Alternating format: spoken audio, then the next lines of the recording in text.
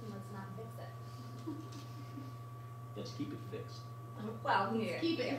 Like the way we're doing it isn't broken, so I think it's nice that the community can access the field during I just love that idea.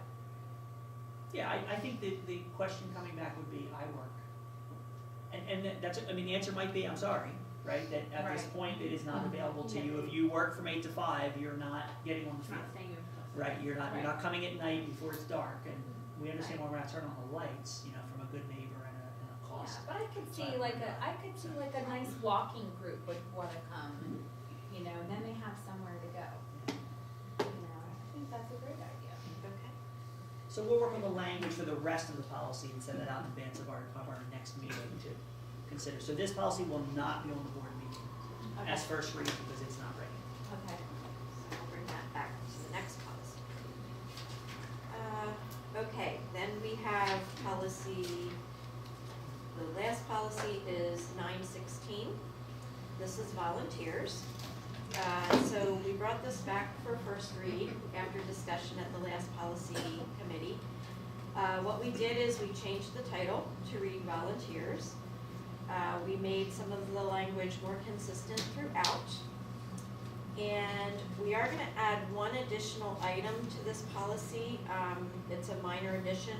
So what we're going to add is where it talks about,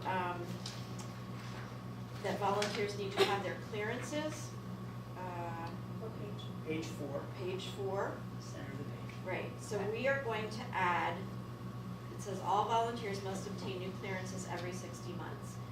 So there's an additional form, PDE Form 6004, and that is a form that must be completed and turned in whenever there's an arrest or conviction. So if something would happen in between those 5 years of the clearances, and this is required of all employees, current employees, so we're gonna add that to this policy, just to add that additional protection in, for our volunteers, that they must complete that form as well. So we're going to add that. That makes that consistent with our requirements for our paid, for our Yep. employees. Makes sense. And so that way there is required reporting if they were to do something that was criminal in the interim. And that can be handled as part of onboarding. It is not another onerous task. It is literally a 2-page form that says, I understand I have to do this, I promise to do this. And then this policy would move for second reading. I see. Questions? So those were all of our policies. There would be public comment. If we have any public comment, we need to read the, Let's just see if there's any public comment. Any public Okay, comment? let's go ahead and read it then. Want to read it? all right. The Penridge School Board welcomes public comment. According to policy 903, we remind everyone of the following. Public comment shall be limited to 3 minutes unless otherwise specified by the board. Participants must be recognized by the presiding officer and note their name and municipality. All statements shall be directed to the presiding officer rather than to individual board members, district employees, or members of the public. The speaker may speak once during each comment period. Please note that these sessions are designated for comments. To protect the confidentiality and privacy rights of all members of our community, the board encourages members of the public to direct any comments regarding particular individuals, such as students or district employees, privately to the superintendent or other appropriate administrators or board members, or to communicate with the board and superintendent privately by sending an email to psdschoolboard@penridge.org.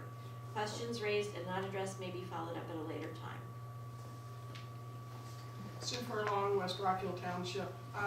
Sorry I'm late. I wanted to be here for the tobacco nicotine thing.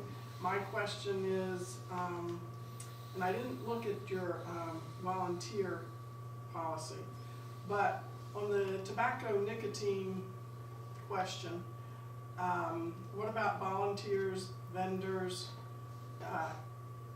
third-party people coming in, such as repairmen or construction people?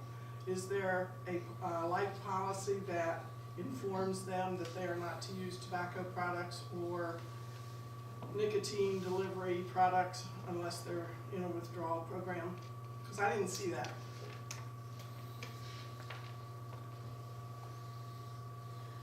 Okay, do you have other? Right, No, we'll that's get- it. Okay. I just felt like that I didn't see it, so maybe it got left out. So I do know for a fact that contractors are covered.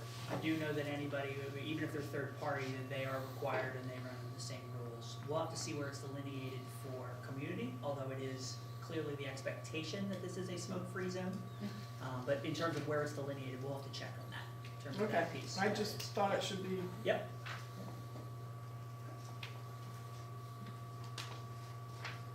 Any other public comment?